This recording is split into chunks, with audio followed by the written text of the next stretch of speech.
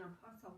What would happen is that between general authorities used to come down for conferences. They'd come down and to Snowflake for one weekend, and then they would go to St. John's for the next weekend. And so they had a week in between, and it was like, of course, they had to just come by car.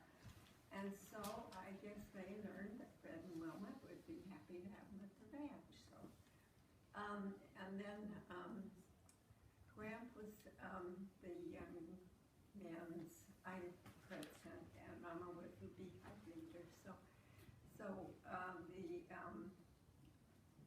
the mutual, they used to have the young men and young women leaders would come down to conferences. And so Marilyn, do you remember?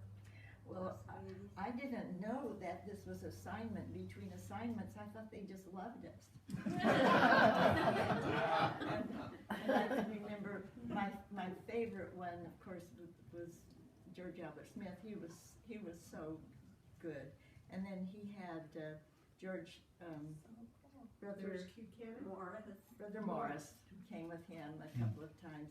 I loved Brother Morris. And was he an apostle or was he young men's? Apostle. Okay. I believe he was. Which one did you tell me that you loved looking at his boots? He had all the buttoned up boots. Oh, that was George Albert. Oh, was it? Oh, Yes. Yes, they would come.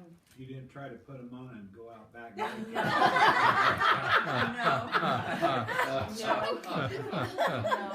I was older then, but they would come to the school and play ball with us.